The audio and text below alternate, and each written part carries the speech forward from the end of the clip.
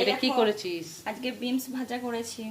এগুলো কিন্তু আমাদের বাড়িতে খুব হতো, বিনস ভাজা, তারপর আরেকটা সবজি হয় না গসটি বলে, ওগুলো ভাজা, গসটি ভাজা, বিনস ভাজা। তাই আজকে ভাবলাম যে বিনস ভাজা করি। বিনস ভাজা অনেকদিন খাইনি তাই। আর এই যে এই দেখে দেখো কচু দিয়ে অরহর ডাল করেছি। এই যে দেখো কচুগুলো ছোট ছোট কেটেছি, কেননা ডালের সাথে তো আবার সেদ্ধ হবে না, তখন দেখবো ডাল সেদ্ধ হয়ে গেছে, কচু সেদ্ধ হয়নি, ওই জন্য ছোট ছোট করে কচু কেটে এই যে অরহর ডাল করেছি। ডাল দিয়ে কচু দিয়ে কিন্তু ডাল খেতে কিন্তু খুব ভালো লাগে। তারপর এখানে হয়েছে এই যে করলা আলু মাখা, এটা আজকে হয়েছে। আর এখানে হয়েছে এই যে সয়াবিন আলুর তরকারি। এই দেখো সয়াবিন আলুর তরকারি, আলুগুলো তলায় আছে।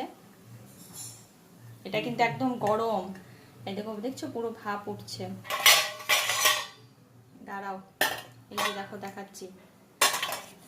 এই দেখো এটা অনেকটাই হয়েছে, সবাই মিলে খাবো ওই জন্য পাতলা করেই করা হয়েছে গরমের জন্য। হ্যাঁ, গরমে একটু রিচ রিচ খেতে মানা করছে শ্বশুর মশাই বলেছে পাতলা পাতলা করে করবি। আর আছে এখানে এই যে হাঁসের ডিমের ঝোল, মাসিতে বাড়ি গেছিলাম তখন হাঁসের ডিম এনেছিলাম। এই দেখো ডিমগুলো, হাঁসের ডিমের ঝোল, এটাও আলু দিয়েই করেছি, আলু আছে তলে। এই দেখো এই যে ডিমগুলো এই যে যদি মাছ বরাবর কেটে দেওয়া হয় তাহলে কিন্তু ঝোলটার খুব টেস্ট হয়। এটা মামুনির কাছ থেকেই শিখেছি। এই দেখো আলু আছে, আর এই যে ছোট ছোট আলু দিয়ে করেছে হাঁসের ডিম, খেতে ভালো লাগবে, স্বাদ হবে। এই যে দেখো হাঁসের ডিমের এটা ঝোল, এটাও পাতলা ঝোলই করেছি, কারণ হাঁসের ডিমের ঝোলটাও পাতলা খেতে ভালো লাগে।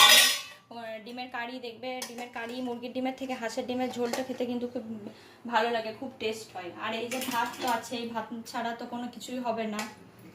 গরম গরম ভাত রান্নার পরে ভাতটা চাপাই গরম থাকে, ওই জন্য যেহেতু তরকারিগুলো আগে করি ওই জন্য ঠান্ডা হয়ে যায়, তাই ভাতটা আমরা লাস্টেই করি। তোমরা কে কি করো, ভাত কি প্রথমে করো না ভাত শেষে করো জানাবে। আর এই দেখো কি বলছো, বলবে তোমাদেরকে, কি বলছো? হ্যাঁ লাইক বলে চলে গেল।